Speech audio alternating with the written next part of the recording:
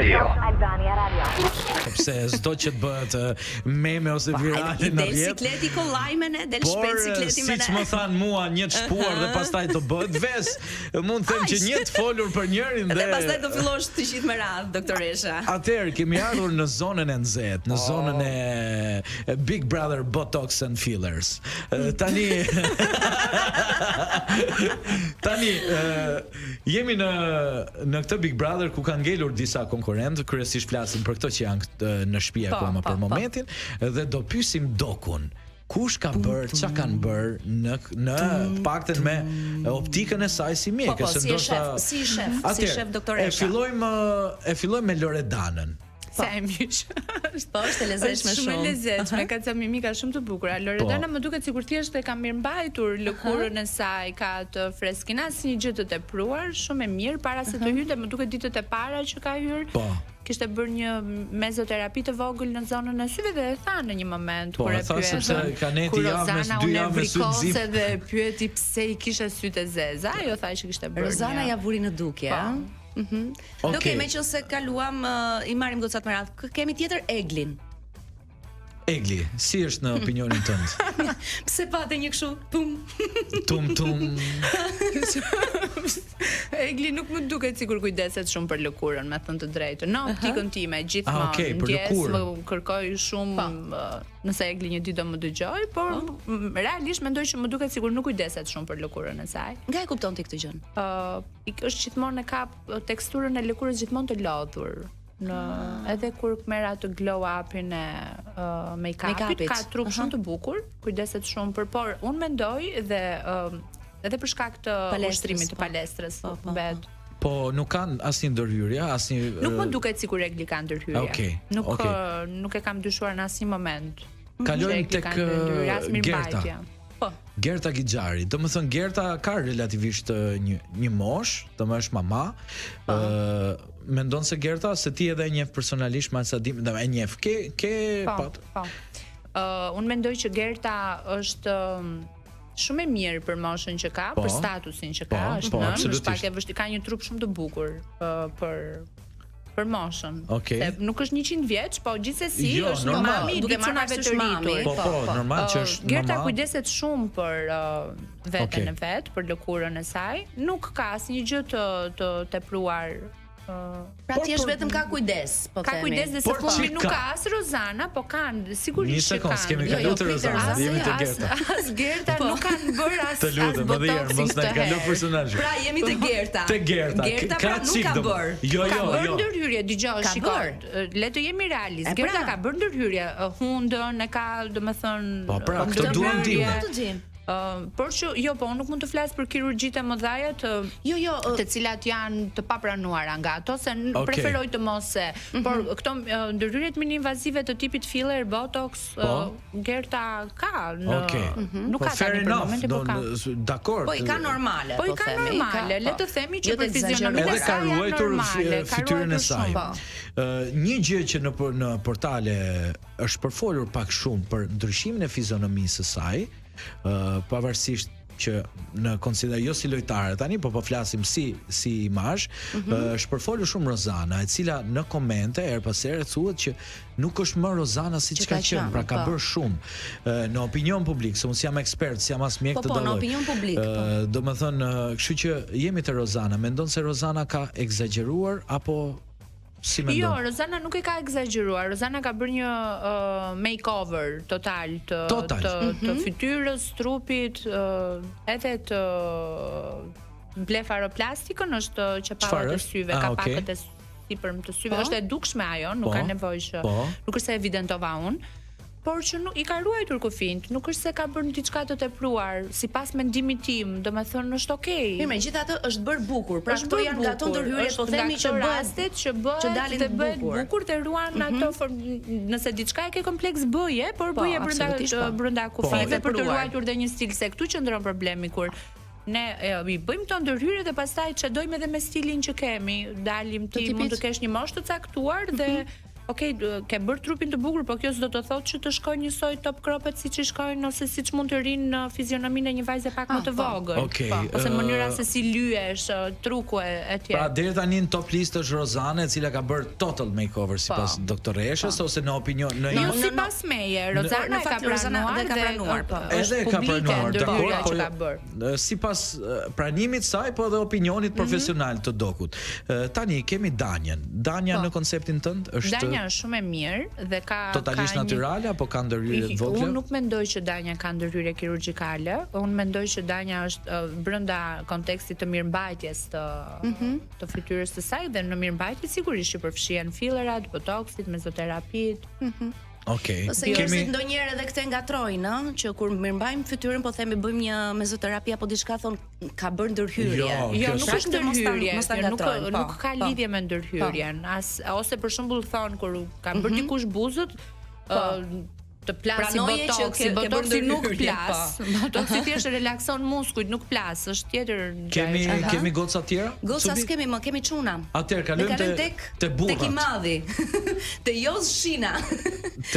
E dëgjoj realisht, domethënë nuk e di, nuk e kam vënë kurrë Jozin. Si ka mundësi? Nuk e nuk e di, ja, ishte shumë e sinqert kjo. Nuk e kam vënë kurrë. E vumër edhe ne që ishte nuk e kam vënë kurrë. Pra ti s'do ishe kurrë një nga shifrat e Jozit. Nuk e kam vënë kurrë Jozin. Okej, nuk mendoj se Jozi duke e parë kështu, nuk mendoj se nuk e di tani se s'vem dorën zjarr për sidomos për çunat tjerë sot, unë s'vem dorën zjarr për asnjënin, kështu si kanë vajtur kohë. Të gjithë kujdesen, le ta themi deri diku një pjesë e mirë, po. Kemi Laertin. Po, të shkojnë ty tash i flasur për burrat, se unë marrova. Po. Kemi Nemone. Nemone, ti kanë së doktoresh. Nemoneja. Efkaristo, kemi bërë gjë neve. Laerta gapi, nuk ka bërë ndonjë gjë të madhe Laerti shkret, e kam mimikën e lirë kështu. Po. Më shumë se ç'duhet ndonjëherë, nuk ka bërë, nuk më duket sikur ka bërë ndonjë Laerti. Është në një mosh, po themi, relativisht që duhet të bënte një dy gjëra të mira, domethënë ti ruani pak atë mimikën.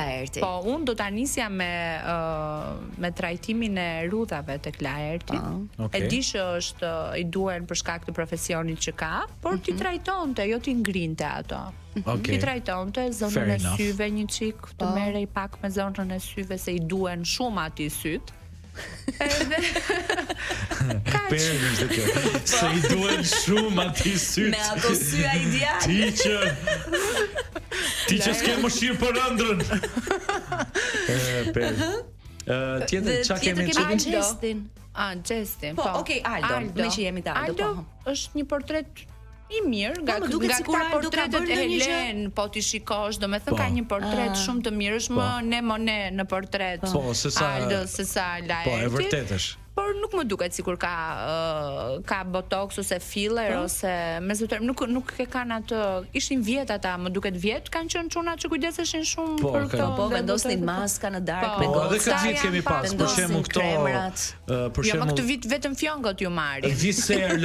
Viserlo, Amber janë kujdesen për veten, pra në sensin që kanë ndërhyrje, kanë bërë shumë ndërhyrje? Viserlo jo. E ka bërë tani para ca ditësh ndërhyrjen e fundit. Po, edhe ka thënë hundën, po.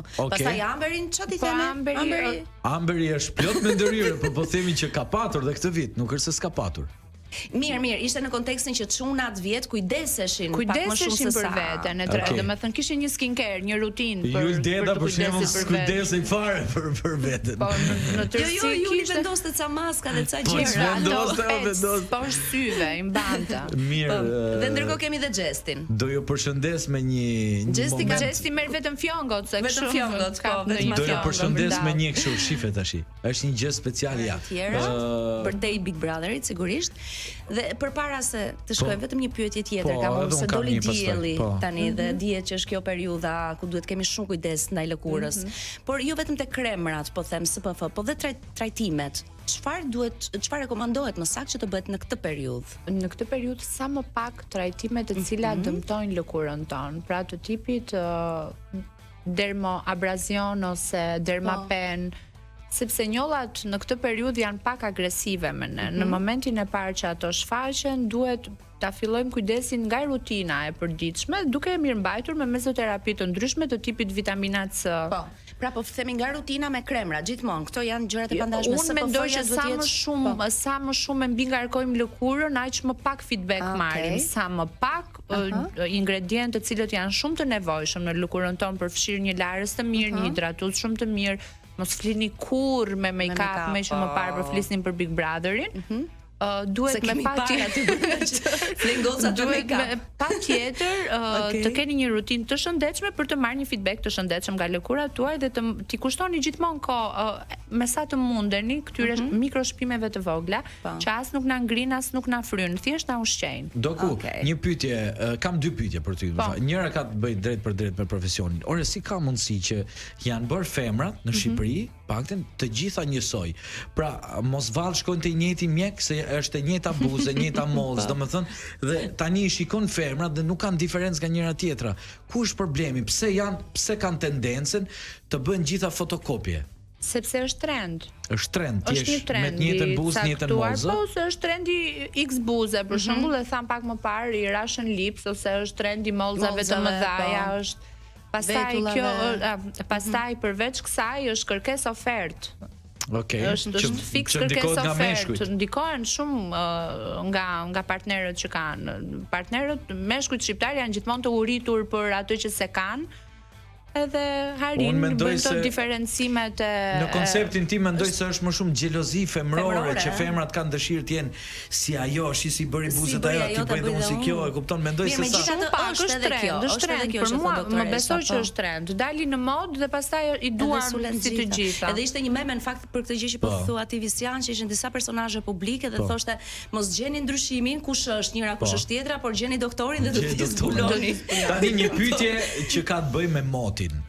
Kush e fiton Big Brotherin? Me motin? Motin? Është me moti, po është fiks. Kush mendon se do të fitoj Big Brotherin? Duhet me patjetër, domethënë, do doja shumë ta fitonte Gerta. Do doja ta fitonte Gerta. Po, do doja, më ka pëlqyer shumë Gerta. Me thënë të drejtën më ka surprizuar. Okej. Po gjasat janë pak të vështirë.